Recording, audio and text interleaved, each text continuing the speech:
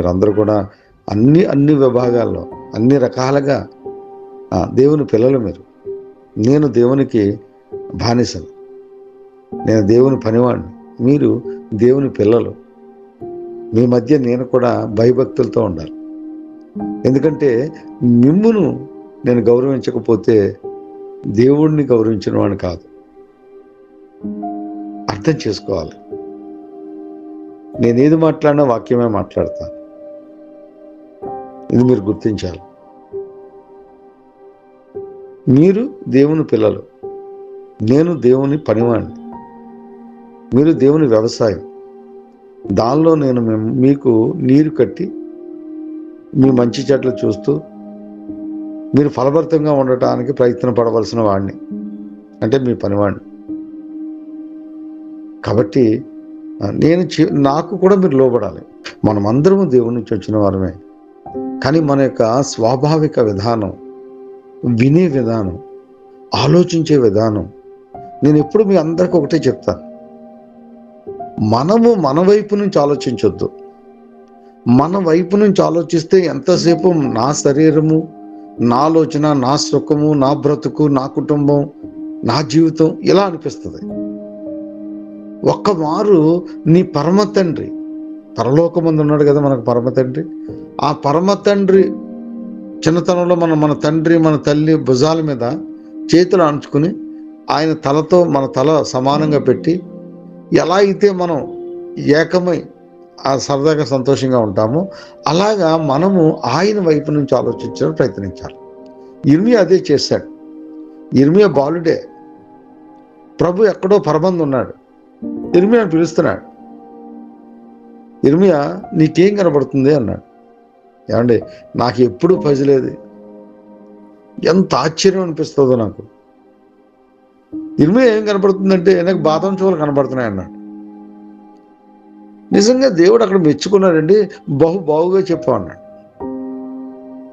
ఎందుకు ఆ మాట చెప్పాల్సి వచ్చింది అంటే ఇద్దరి ఆలోచనలు ఒకే గురి కలిగి ఉన్నాయి. సంఘానికి దేవునికి ఈ గురి కావాలి, సంఘానికి దేవునికి ఆలోచన కావాలి, సంఘానికి దేవునికి ఈ యొక్క తలంపు, ఏక తలంపు కావాలి. అలా ఉన్నప్పుడు మాత్రమే బాగుగా మాట్లాడావు, బాగుగా చెప్పామని దేవుడు అంటాడు. కాబట్టి ప్రియమైన దేవుని పిల్లలారా, దేవుడు అదే ఆలోచిస్తున్నాడని ఇర్మియాకి ఎలా తెలిసింది చూడండి. ఇర్మియా గ్రంథం 1వ అధ్యాయము 11వ వచనం చదువుతున్నాను. మరియు యెహోవా వాక్కు నాకు ప్రత్యక్షమై, ఇర్మియా నీకేమి కనబడుచున్నదని సెలవిచ్చెను. అందుకు బాదాము చెట్టు చువ్వ కనబడుచున్నదని నేననగా, యెహోవా నీవు బాగుగా కనిపెట్టితివి, నేను చెప్పిన వాక్యమును నెరవేర్చుటకు నేను ఆతురపడుచున్నాను అనెను. Thank you. ఆయన మాట వినటమే ఆయన పని చేయటము. మీరు ఎప్పుడైతే ఆయన మాట వినటానికి ఇష్టపడతారో ఆయన పనిని మీకు అప్పగించేస్తాడు అంతే. కాబట్టి కాన్ఫిడెన్స్ ఉన్న ప్రతి కుమారుడు ప్రతి కుమార్తె కూడా మీ సొంత ఆలోచనలతో ఆలోచిస్తే ఎంతకాలానికి దేవునికి మీకు కనెక్టింగ్ రాదండి. మీరు ఎంతకాలం కాన్ఫిడెన్స్కి వచ్చినా, ఎంతకాలం మీరు వాక్యంతో సహవాసం చేసినా, ఎంతకాలం ఎటువంటి చర్చస్కి వెళ్ళినా, ఎటువంటి ఆత్మీయ తల్లి దగ్గర బలపరచబడుతున్నా, ఎంత ఆత్మీయ తండ్రి దగ్గర బలపరచబడుతున్నా మన ఆలోచన విధానం మారదు. మన ఆలోచన విధానం ఎలా ఉండాలంటే దేవుని వైపు నుంచి ఉండాలి. దేవుడు అనగా వాక్యముతో మమేకమై ఉండాలి మన ఆలోచన కూడా. మరి మనము యోధా పత్రికను మనం ధ్యానిస్తూ ఉన్నాం. మరి ఈ ధ్యాన వాక్యంలో భాగంగా 2వ వచనంలో ప్రేమయు అనే మాటలో మనం ఉన్నాం. ఈ ప్రేమ గురించి మాట్లాడుతూ అనేక అంశాలు మనము మాట్లాడుకుంటూ వస్తూ ఉన్నాం. ఈ వస్తున్న తరుణంలో ఈరోజు మరి దేవుడు మనల్ని ఎలా ప్రేమించాడు,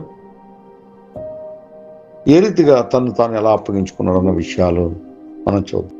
వాక్యము దేవుడు, వాక్యము దేవుడు. మనం దేవుని మాటలు పెట్టుతాం. ప్రతి చల్లపొద్దు ఆదాము అవ్వను ఏ రీతిగా ప్రేమించారో అదే ప్రేమతో ఆయన ఉన్నారండి. ఆయనలో మార్పు లేనివాడు ఆయన. ఆయన ఆ దినంలో ఏ ప్రేమతో ఉన్నాడో ఈ దినాన్ని అదే ప్రేమతో ఉన్నాడు. ఆయన మాటి మాటికి మారిపోయే మనకులా మారిపోయే మనస్తత్వం కాదు. అందుకే ఆయన మహోన్నతుడు, సర్వశక్తివంతుడు, సర్వాధికారి, కృప కలిగిన దేవుడు, ప్రేమ కలిగిన దేవుడు, ఎన్ని నామాలండి. అటువంటి దేవుణ్ణి మనం కలిగి ఉన్నాం. కాబట్టి ఆయన ప్రేమ ఎటువంటిదో మనం ఎఫెసీ రాసిన పత్రికలో కొన్ని మాటల ద్వారా మనం ముందుకు వెళదాం. ఎఫెసీ రాసిన పత్రిక వీలైతే అందరూ కూడా వాక్యాన్ని వెంబడించడానికి ప్రయత్నించండి. ఎందుకు అంటే మీరు కూడా బైబిల్ తెరిచి మాట్లాడుతున్న మాటలు మరి మీరు కూడా చదువుతూ ఉన్నప్పుడు మీరు గమనిస్తే మంచిగా ఉంటుందని నా ఆలోచన. చూడండి, ఎఫెసీ రాసిన పత్రిక 5వ అధ్యాయంలో ఆయన సంఘము గురించి కొన్ని మాటలు ఆయన మాట్లాడుతూ ఉన్నాడు. ఆయన ఏమంటున్నారో చూద్దాం. సంఘము పట్ల ఆయన ఎటువంటి ప్రేమ కలిగి ఉన్నాడో మనం తెలుసుకోవాల్సిన వారిగా ఉంటాం. సంఘం కోసం మాట్లాడుతున్నాడు. 5వ అధ్యాయం 27వ వచనంలో సూటిగా ఒక మంచి మాట ఉంది. నిర్దోషమైనది గాను, అంటే సార్వత్రిక సంఘమును మాట్లాడుతున్నాడు. నిర్దోషమైనది గాను, మహిమగల సంఘము గాను ఆయన తన ఎదుట దానిని నిలవబెట్టుకొనవలెనని జాగ్రత్తగా ఆలకించాలి. నిర్దోషమైనది గాను, మహిమగల సంఘము గాను ఆయన తన ఎదుట దానిని నిలవబెట్టుకొనవలెనని వాక్యముతో ఉదక స్నానము చేత దానిని పవిత్రపరచి పరిశుద్ధపరుచుటకై దాని కొరకు తన్ను తాను అప్పగించుకొనెను. ఇది దేవుని ప్రేమ. ఏదైతే మొదటగా మనం చదువుకున్నామో, ఆదియందు వాక్యం ఉండెను, వాక్యము దేవుని యొద్ద ఉండెను, వాక్యము దేవుడై ఉండెను. ఆ వాక్యము, ఏ వాక్యము? దేవునిగా ఉన్న వాక్యము ఏదైతే ఉన్నదో ఆ వాక్యమే శరీరాన్ని ధరించుకొని మన పాప శరీరాకారముతోనే ఈ లోకానికి వచ్చి 33.5 సంవత్సరాలు ఈ లోకములో నీవలే నావలే జీవించి ప్రతి కష్టం అనుకోండి, ప్రతి ఇబ్బంది అనుకోండి, ఇరుకు అనుకోండి, ఏమంటే మనం ఏ రీతిగా బ్రతుకుతున్నాం. మనం పుట్టిన దగ్గర నుంచి తల్లి స్తన్యాన్ని అనుభవించాం. మరి తల్లిదండ్రులకు విధేయతగా ఉన్నాం. వారు దండిస్తే దండనకి మనం ఒబేయం. మనం ఎలా అయితే నొప్పి వస్తుంది, మన ఎక్కువ దూరం నడిస్తే కాళ్ళు అవుతాయి. ఆయనకి కాళ్ళు ఆగింది, ఆయనకి దాహం వేసింది, ఆయనకి నీరసం వచ్చింది.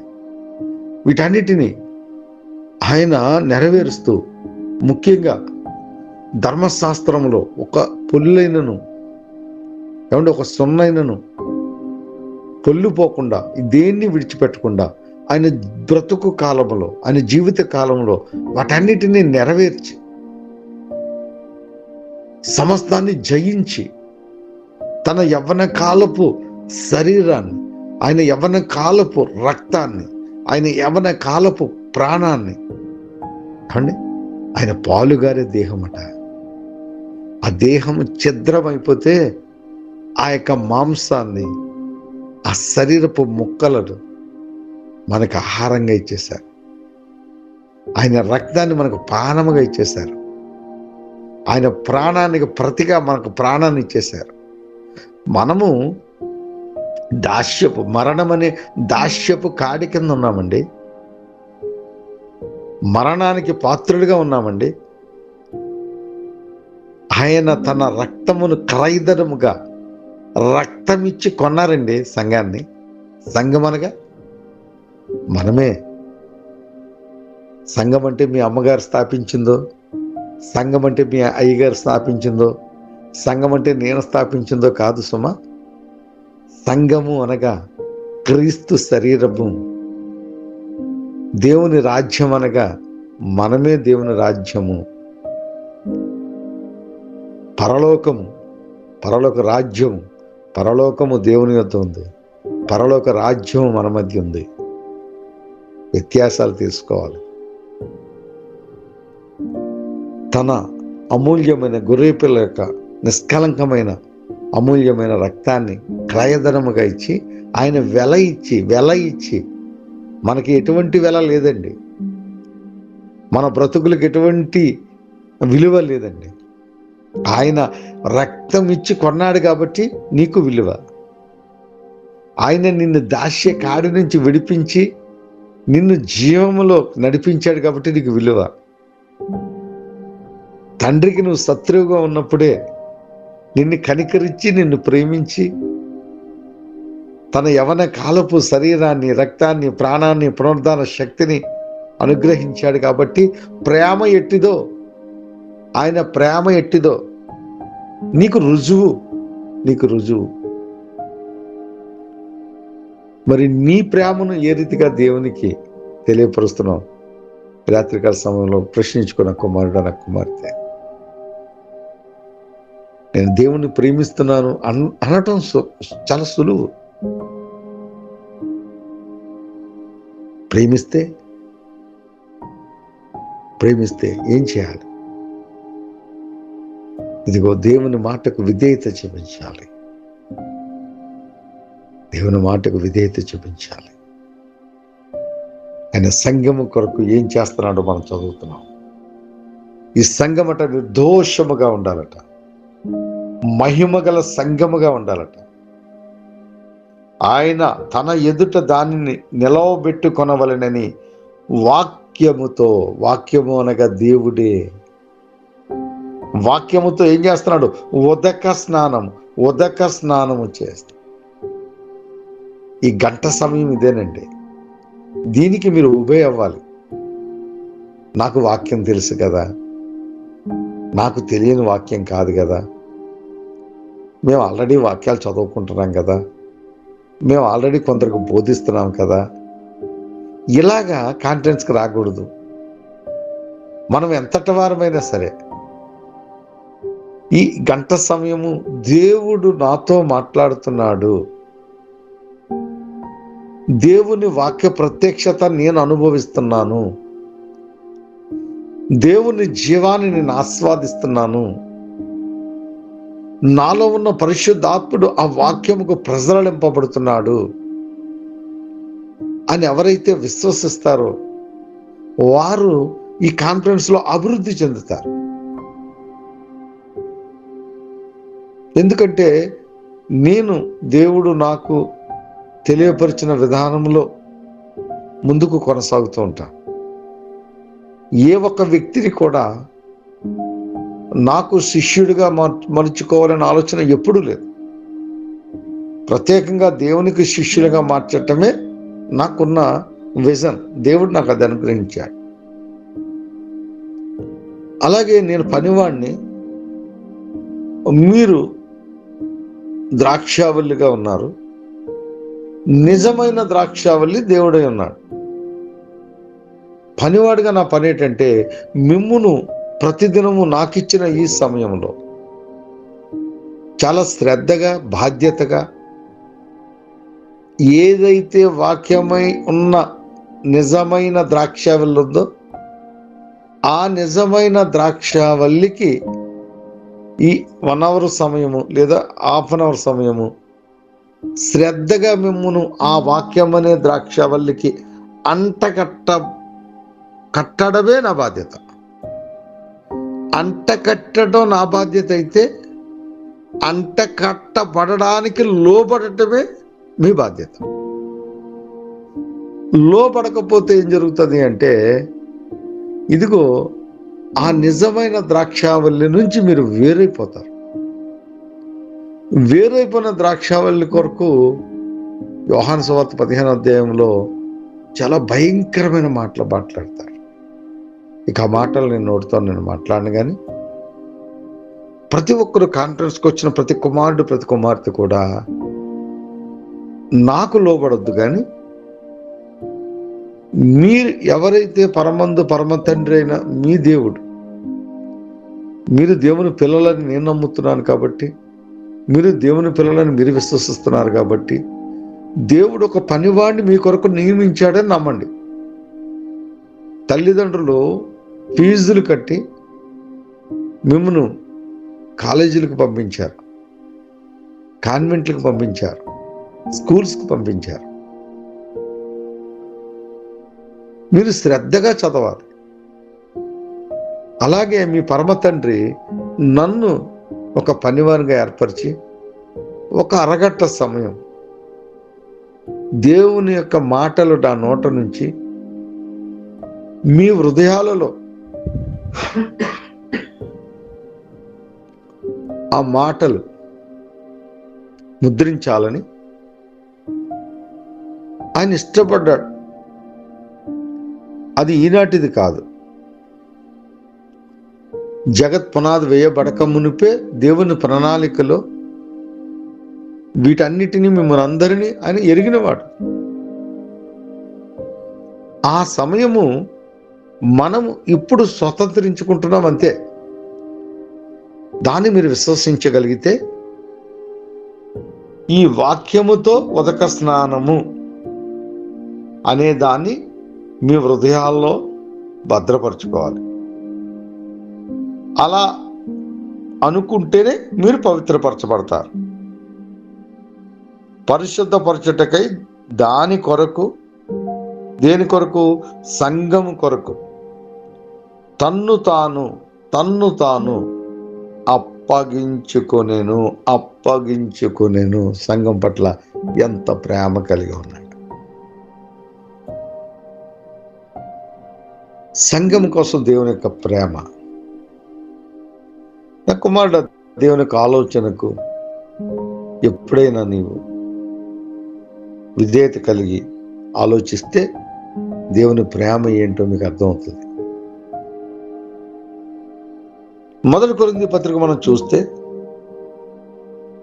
మొదటి కొరింథీ పత్రిక 12వ అధ్యాయము 12వ వచనంలో చాలా అమూల్యమైన విషయాలు మనకు సంఘం కొరకు అపోస్తలుడైన పౌలు పరిశుద్ధాత్మ అభిషేకముతో ఆయన సంఘానికి చాలా ప్రాముఖ్యమైన మాటలు రాస్తాడు. మొదటి నుంచి మనం చూసినట్లయితే నిశ్చయతగా దేవుని ఆత్మ చేత ఎలా నడిపింపబడుతున్నాము, దేవుని ఆత్మ చేత ఏ రీతిగా కృపావరాలను పొందుకుంటాము అనే అంశాలన్నింటినీ మాట్లాడుతూ కిందకు వచ్చేసరికి 12వ వచనం నుంచి మనం ధ్యానించగలిగితే, ఎలాగూ శరీరము ఏకమై ఉన్నను అనేకమైన అవయవములు కలిగి ఉన్నవో, అలాగే శరీరము యొక్క అవయవములన్నీ అనేకులమై ఉన్నను ఒక్క శరీరమై ఉన్నవో, అలాగే క్రీస్తు ఉన్నాడు అన్న ఒక సత్యాన్ని ఇక్కడ తెలియపరుస్తూ ఉన్నాడు. అందుకే ఇక్కడ యూదులని, గ్రీసు దేశస్థులని, దాసులని, స్వతంత్రులని మనమందరము కూడా ఒక్క శరీరములోనే ఒక్క ఆత్మయందే బాప్తిసం పొందితిమి, మనమందరము ఒక ఆత్మ పానము చేసిన వారమైతిమి, శరీరం ఒకటే అవయవముగా ఉండక అనేక అవయవాలుగా ఉన్నట్లుగా, నేను చెయ్యి కాను గనుక శరీరంలో దాన్ని కానన్నట్లుగా, మరి నేను పాదమును కాదు, మరి నేను శరీరములో భాగాన్ని కాదన్నట్లుగా మనం ఉండకూడదని చెప్పి సార్వత్రిక సంఘానికి హెచ్చరిక చేస్తూ ఉన్నాడు. ఈరోజు అనేక సంఘాలుగా విడిపోయి దేవుని యొక్క అవయవాల్ని ఛిద్రం చేస్తూ ఉంది. రాత్రే మాట్లాడా. కానీ అటువంటి సార్వత్రిక సంఘమును మనము, మన బాధ్యత, దేవుడు చాలా గొప్ప బాధ్యత పెట్టాడు. మీరు దేవుణ్ణి ప్రేమించేవారైతే దేవుని ఆజ్ఞను గైకొంటారు. ఇక్కడ దేవుడు ఆజ్ఞలు చాలా ఉన్నాయి, దేవుని ఆలోచనలు చాలా ఉన్నాయి. అపోస్తుల కార్యాల్లో మనం చూస్తే, అపోస్తుల కార్యాలు 20వ అధ్యాయము 28వ వచనాన్ని చదువుతున్నాను. దేవుడు తన స్వరక్తమిచ్చి సంపాదించిన తన సంఘమును, ఏమండి, ఎంత నిజంగా మనకి ఎంత ధైర్యం ఉండాలండి. మనం పరిచయం చేసుకుంటప్పుడు ఎలా పరిచయం చేసుకుంటాం?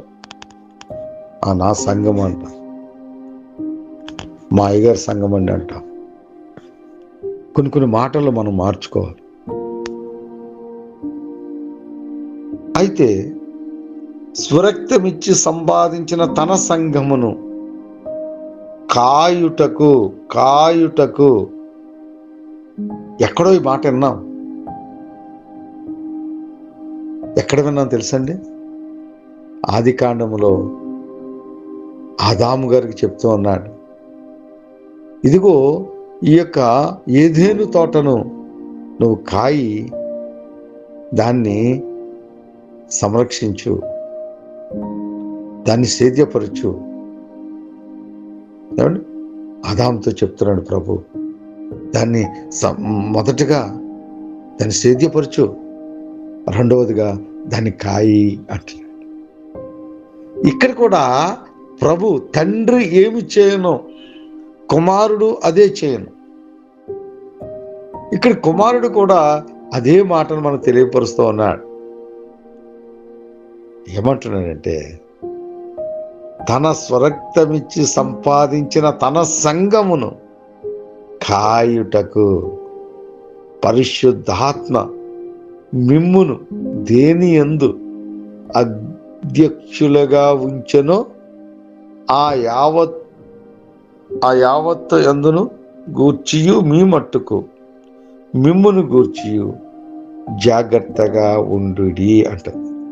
అంటే సంఘాన్ని కాయవలసిన బాధ్యత పరిశుద్ధాత్మ చేత మనకి అప్పగింపబడి ఉంది.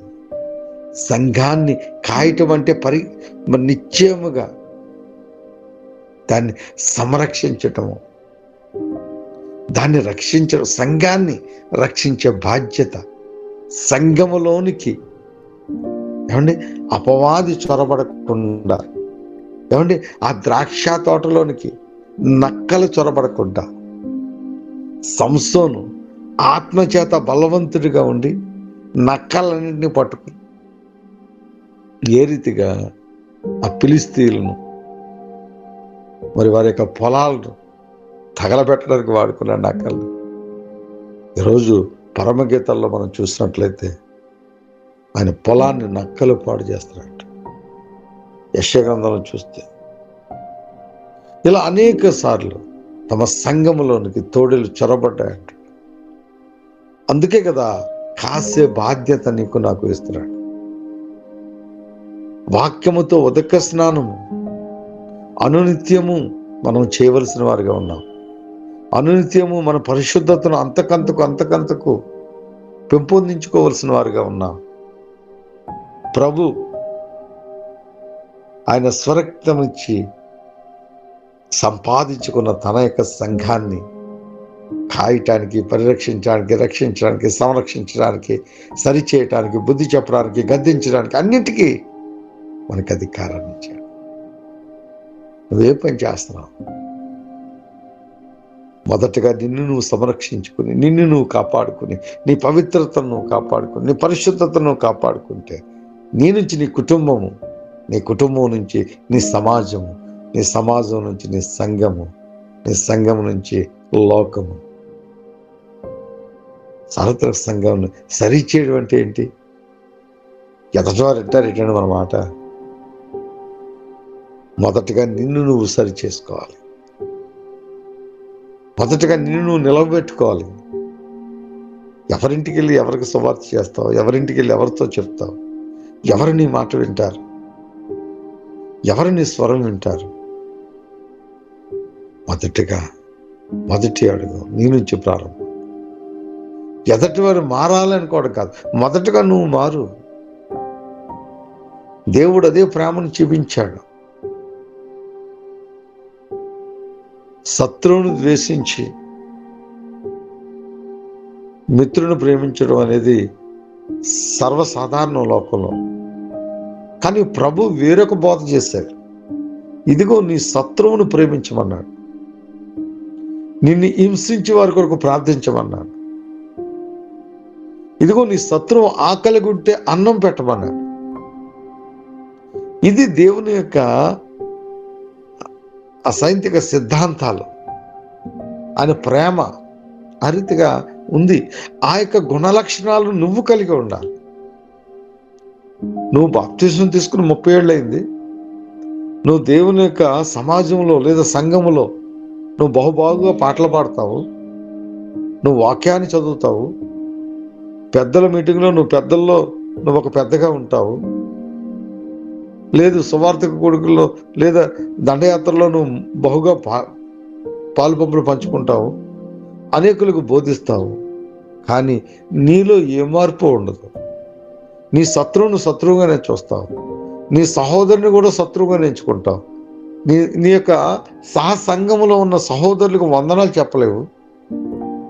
నీ పక్క సంఘము మీటింగ్ పెడితే వాళ్ళకి నువ్వు ప్రోత్సహించలేవు. మీ పాస్టర్ గారు చెప్పిన మీ సంఘాలకు తప్ప వేరొక సంఘానికి నువ్వు వెళ్ళలేవు. ఏమండి, ఇవన్నీ ఎవరు చేస్తున్నారు? వాక్యం తెలిసిన మీరే కదా. వాక్యంతో అంటగట్టుబడిన మీరే కదా. ఇది దేవుని యొక్క హృదయాన్ని ఎంత గాయపరుస్తుందో తెలుసండి.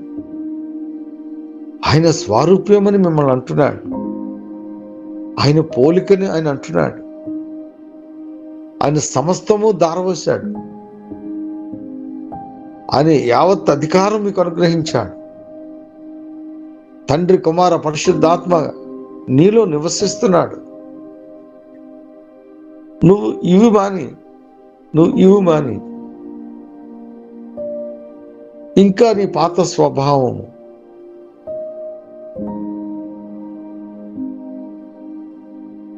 నేను ఏ రోజుకు ఆ రోజునండి ఇజ్రాయెల్ యొక్క జీవిత గాథ నాకు దృశ్యకావ్యంగా నా ముందుంటుంది. నేను అలా పెట్టుకుంటాను. నా ప్రయాణము ఈ 70 సంవత్సరాల యొక్క జీవిత కాలము నాకు వారే మార్గదర్శకులు. నేను కొత్తలో 2006 మొట్టమొదటి ఒక కుటుంబ దర్శనానికి వెళ్ళాను. నేను వెళ్ళానంటే నాకుగా నేను వెళ్ళలేదని, ఎవరొక ఆయన తీసుకెళ్ళాను. అక్కడ 2006లో ప్రారంభమైంది సంఘర్షణ. ఆ ఇంటైన నన్ను ప్రశ్నించాడు సూటిగా. నాకు యెహోవా దేవుడు అంటే ఇష్టం ఉండదండి. ఎందుకయ్యా అంటే, ఆయన ఒకడిని ఎన్నుకుని, ఒక జాతిని ఎన్నుకుని ప్రపంచ జనాభానంతా, అతని ఆలోచన ఎలా ఉందో చూడండి. నిజమే, పై సంగతులు చూసేవారికి అలాగే అనిపిస్తుంది. సత్యము బహు లోతుగా ఉంటుందట, సత్యము బహు దూరంగా ఉంటుందట. నువ్వు పై సంగతులు చూస్తే ఇలాగే ఉంటుంది. లోతు తమ పిల్లల దగ్గర పడుకున్నాడు, తామార అన్న దగ్గర పడుకుంది, లేకపోతే దావీదు బెత్షెబాతో పాపం చేశాడు. ఇవే కనబడతాయి మీకు. అలా చేసిన దాన్ని కూడా దేవుడు పవిత్ర గ్రంథము, పరిశుద్ధ గ్రంథం అనబడిన దానిలో ఎందుకు పొందుపరిచాడు అంటే, దేవుడు ఎంత నీతియుక్తమైన దేవుడు, దేవుడు ఎంత క్రమబద్ధీకరణ దేవుడు, దేవుడు ఎంత లెక్కల దేవుడు, దేవుడు ఎంతగా పిల్లలను ప్రేమిస్తాడో అంతగా శిక్షిస్తాడు, ఎంతగా శిక్షిస్తాడో అంతగా రక్షిస్తాడు అనే అంశాలు తెలియాలంటే నువ్వు దేవునితో సహవాసం చేయాలి. నువ్వు దేవునితో తప్ప అందరితో చేస్తావు సహవాసం. అది విచిత్రం. లోకంతో చేస్తావు, సంఘాలతో చేస్తావు, అనేక మంది దైవజనులతో చేస్తావు, వాళ్ళకి సలహాలు ఇస్తావు, ఇవన్నీ చేస్తావు.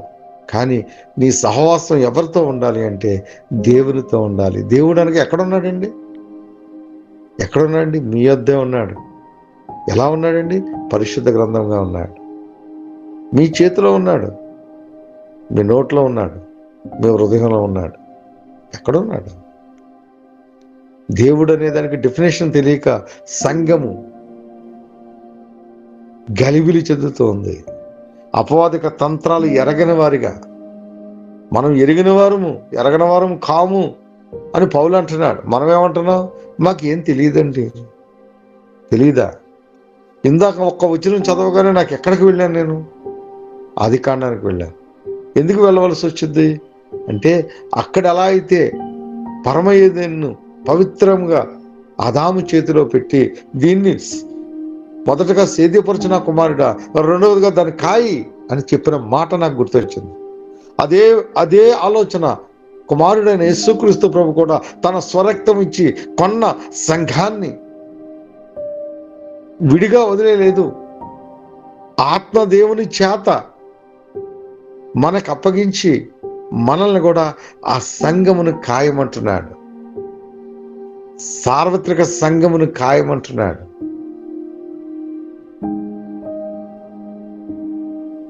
ప్రియమైన దేవుని పిల్లల, మన సహవాసము అటు ఇటు తిరిగేవారుగా ఉండకూడదు.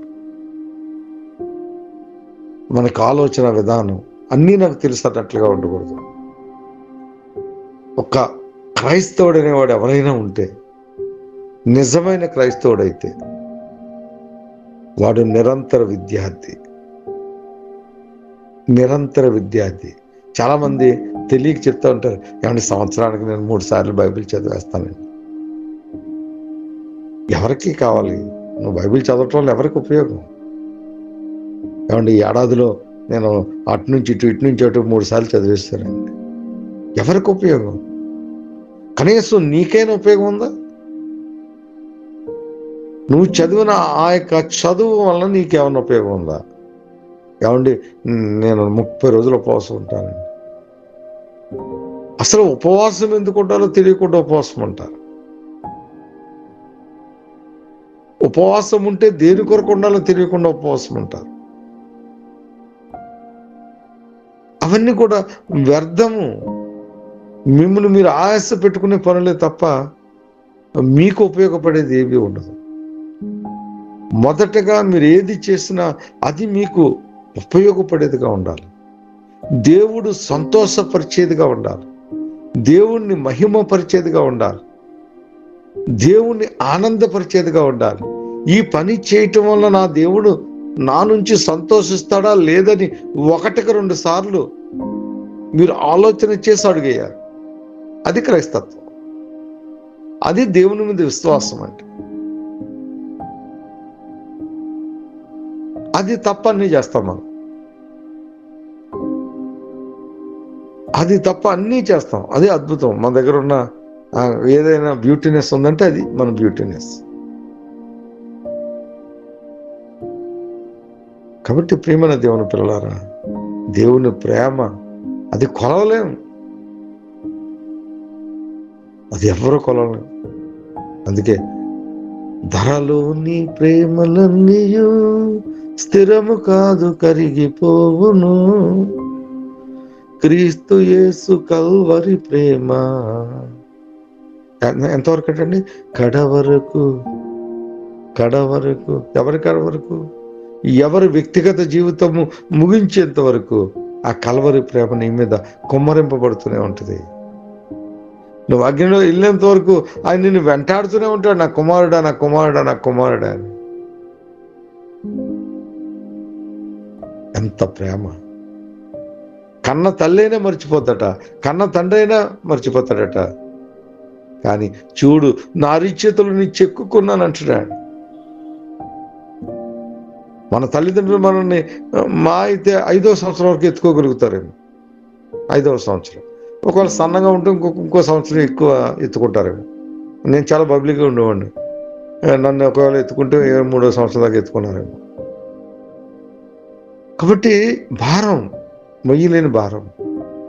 కానీ మీ పరమ తండ్రి అంటున్నాడు, మీ పరలోకపు తండ్రి అంటున్నాడు, ముదిమి వచ్చే వరకు నిన్ను ఎత్తుకుని ముద్దాడే గొప్ప తండ్రినే ఉన్నానంటున్నాడు.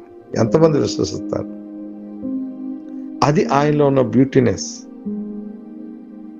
అది ఆయన ప్రేమ. మన ప్రేమలన్నీ కూడా కండిషన్. నీ నుంచి నాకేంటి, నా నుంచి నీకేంటి, నిన్ను ప్రేమిస్తే నాకేం వస్తుంది, నన్ను ప్రేమిస్తే నీకేం వస్తుంది, ఎంతసేపు ఇదిగో ఇటువంటి వాదాపాదం. ఒక అమ్మాయి ప్రేమించుకుని ఉంటే దాంట్లో ఒక ప్రత్యేకమైన విధానం. ఒక స్నేహితులు ఇద్దరు ప్రేమించుకున్నారంటే దాంట్లో వారికి బౌండింగ్. ఒక తల్లి బిడ్డల మధ్య ఒక బౌండింగ్, ఒక భార్య భర్తల మధ్య ఒక బౌండింగ్. నువ్వు నన్ను ప్రేమిస్తున్నావు అంటే నాకు ఇది ఇవ్వాల్సిందే. నువ్వు నన్ను ప్రేమిస్తున్నావు కాబట్టి నువ్వు నాకు ఇది ఆశించే ప్రేమ, కండిషనల్ ప్రేమ.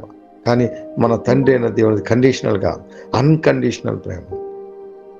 నువ్వు వినకపో, నువ్వు మారకపో, ఆయన రక్తం నిరార్థకమైన దేవుడు నీ కొరకు రక్తాన్ని కార్చాడు. ఆయన శరీరానికి భోజనంగా ఇచ్చాడు, ఆయన రక్తానికి పానంగా ఇచ్చాడు, ఆయన పునరుద్ధాన శక్తిని నీకు అనుగ్రహించాడు. ఎంత బ్యూటీనెస్ దేవుళ్ళో! ఎప్పుడైనా ఆలోచించావా? ప్రియమైన దేవుని పిల్లలారా, మీరు స్నేహితుడిగా మారాలి. అబ్రహాముకి ప్రతి విషయాన్ని ఆయన తెలియపరిచాడు. నీ వద్ద నేను ఏదైనా దాచేదని ఆయన అడుగుతాడు. మీరు బిడలే దేవుడితో సహవాసం చేస్తే స్నేహితులు అయిపోతారట. స్నేహితుల దగ్గర ఏది దాయరు. కాబట్టి మీరందరూ దేవునికి స్నేహితులు అవ్వాలని, దేవునితో మీరు సహవాసం కలిగిన వారిగా ఉండాలని నా హృదయపూర్వకంగా కోరుకుంటాను. అలాగే మిమ్మల్ని నాకు ఇచ్చిన విశిష్ట అధికారాన్ని బట్టి మిమ్మల్ని ఆశీర్వదిస్తాను. చిన్న ప్రార్థన అయితే చేస్తాను. మహోన్నతుడా, మహాకృప కలిగిన తండ్రి, దయగలిగిన రాజా, అటువంటి మహోన్నతమైన ప్రేమ మాలో నింపి మేమును నాయన నీ ప్రేమను లోకమునకు బయలు వెళ్ళులాగున మమ్మల్ని అందరినీ నీ వాక్యముతో ఉదక స్నానము చేసి మమ్మల్ని పరిశుద్ధపరిచి పవిత్రపరిచి నీ కొరకే ప్రత్యేకించుకొని మా మార్గములలో నీకు ఆయాసకరమైనది ఏదైనా ఉన్నప్పుడు ఆయన మా నుంచి దాన్ని యావత్తును దూరపరిచి మమ్మల్ని నిర్దోషులుగాను నిష్కలంకములుగాను నాయన నీ కీర్తికి మహిమ కలుగులాగును నీ ఎదుట మేము నిలవబడ్డానికి మీరే మమ్మల్ని ప్రభువా మీ రక్తములో ఆయన మీ వాక్యములో మమ్మల్ని ఉదక స్నానము చేసి మమ్మల్ని పవిత్రపరుస్తారని ఈ మాటలు వింటున్న బిడ్డలు ప్రతి ఒక్కరి యొక్క హృదయాలలో మీరు ముద్రించి నిశ్చయముగా బిడ్డలను ప్రభు ఆశ్రయించి దీవిస్తారని యేసు పరిశుద్ధ నామములో ప్రార్థన విజ్ఞాపన అడిగి వేడుకొని నిశ్చయముగా పొందుకుని ఉన్నాం మా పరమ తండ్రి. ఆమేన్.